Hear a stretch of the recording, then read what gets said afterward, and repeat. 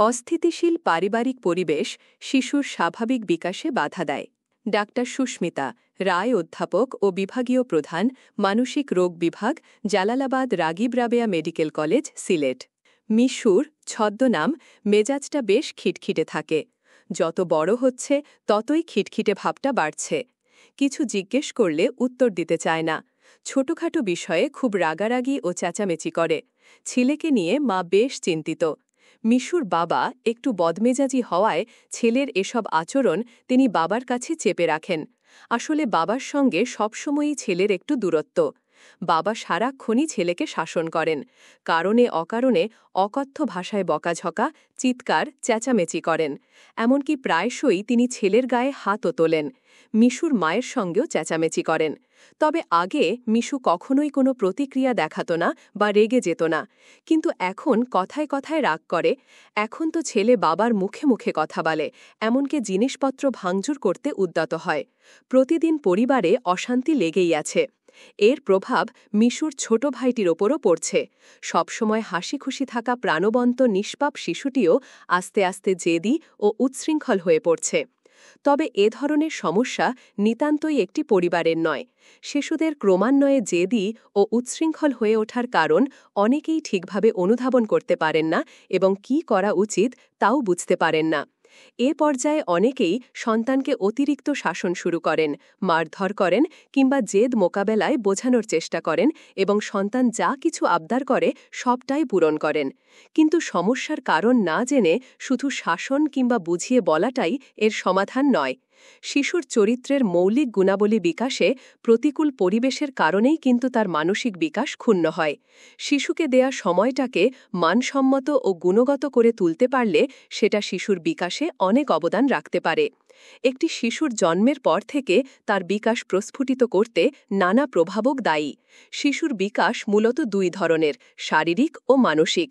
শরীরের নানা অঙ্গপ্রত্যঙ্গের পরিপূর্ণ বৃদ্ধি হল শারীরিক বিকাশ, আর মানসিক বিকাশ হল আচার ব্যবহার, আবেগ, কথা বলা, চিন্তা চেতনা, অনুভূতি, ভাবের আদান প্রদানের ক্ষমতা অর্জন, বিচার, বিচক্ষণতা, বুদ্ধিমত্তা ইত্যাদি।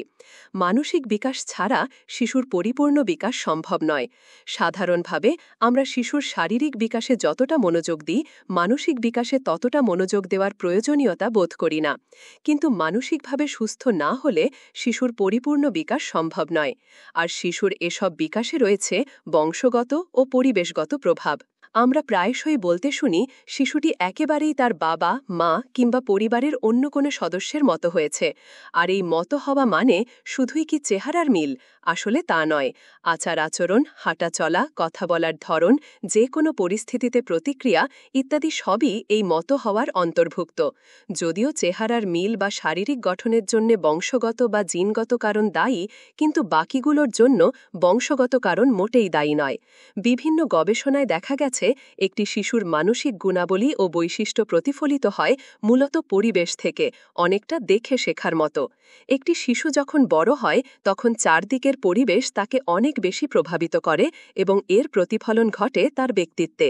শিশুর সামগ্রিক বিকাশের সঙ্গে পরিবেশ ও পারিপার্শ্বিকতা নিবিড়ভাবে জড়িত, আর এ পরিবেশের প্রথম ধাপই হচ্ছে পরিবার। কারণ পরিবারই একটি শিশুর প্রথম শিক্ষালয়। পরিবারের সকল সদস্যই তার শিক্ষক। তাই শিশুর পরিপূর্ণ মানসিক বিকাশের জন্য পরিবারকেই নিতে হয় সবচেয়ে বড় উদ্যোগ। শিশুর সুন্দর ও ভয়হীন শৈশব নিশ্চিত করার দায়িত্ব পরিবারের সব সদস্যের। পরিবারের সদস্যেরা তার সঙ্গে যেভাবে আচরণ করবেন বা কথা বলবেন, শিশুটিও কিন্তু পরবর্তীতে সেভাবেই আচরণ করবে বা কথা বলবে। কিন্তু পরিবারের বিভিন্ন সমস্যায়, যেমন অস্থিতিশীলতা, পারিবারিক কলহ ইত্যাদির ফলে একটি শিশুর স্বাভাবিক বিকাশ ব্যাহত হয় এবং আত্মবিশ্বাস কমে যায়। এতে শিশুর সৃজনশীলতার বিকাশ হয় না। তাই শিশুদের কোনোভাবেই অস্থিতিশীলতার মধ্যে বাড়তে দেওয়া উচিত নয়। ছোটবেলার অশান্ত পরিবেশ, নেতিবাচক আচরণ তার মনে গেঁথে থাকে চিরদিন। অর্থাৎ পরিবার থেকে শেখা মিথ্যাচারিতা, উচ্ছৃঙ্খলতা, নির্যাতন কিংবা দুষ্টুমি তার কাছে চিরস্থায়ী হিসেবে থেকে যায়। বাল্যকাল ও কৈশোরের উচ্ছৃঙ্খল আচরণে অভ্যস্ত হলে বড় হয়েও সেখান থেকে সে বেরিয়ে আসতে পারে না। আবার পারিবারিক কলহের চাপে অনেক শিশু শিশুর স্বাভাবিক জীবনে অস্বাভাবিক হয়ে ওঠে। এ ধরনের ঘটনায় শিশুদের মানসিক বিকাশের ক্ষেত্রে নেতিবাচক প্রভাব পড়ে। যেসব শিশু মা বাবার মনোমালিন্য দেখতে দেখতে বড় হয়, তারা পরবর্তীতে হতাশ, অসামাজিক ও সহিংস হয়ে ওঠে, নানা অনিশ্চয়তায় ভুগতে থাকে। তাদের মধ্যে এক ধরনের অস্থিরতা তৈরি হয়, ফলে মনোসংযোগের ঘাটতিও দেখা দেয়। মানসিক রোগ ও ব্যক্তিত্বের অস্বাভাবিকতা ঘটতে পারে। গবেষকরা বলেন, শিশুদের ওপর মানসিক আঘাতের প্রভাব অনেক দীর্ঘস্থায়ী ও ক্ষতিকর। যে কোনো ধরনের অনাকাঙ্ক্ষিত ঘটনার প্রতিক্রিয়ায় মানসিক আঘাত শিশুর পরবর্তী জীবনকে বাধাগ্রস্ত করে, আকজনিত সমস্যায় আক্রান্ত করে। প্রতিদিন মা বাবার ঝগড়ার প্রত্যক্ষদর্শী অনেক শিশুর মধ্যে পরবর্তীকালে ব্যক্তিত্বের অস্বাভাবিকতাও দেখা যায়। সমাজে মানিয়ে চলতে অসুবিধা হয় তাদের।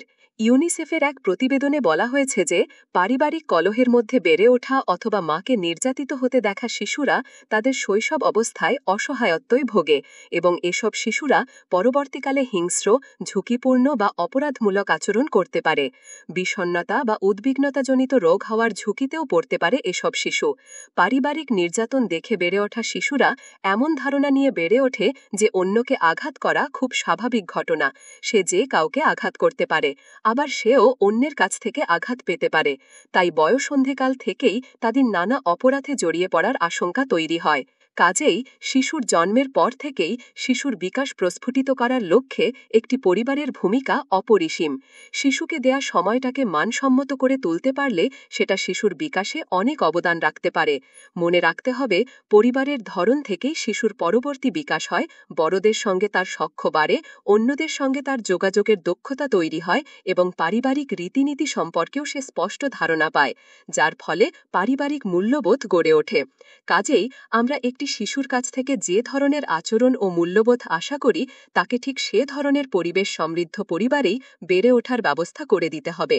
গ্রন্থনা অধ্যাপক মহসিন আলী আঙ্গুর, সম্পাদক ও প্রকাশক মুজিবনগর খবর.com, মেহেরপুর।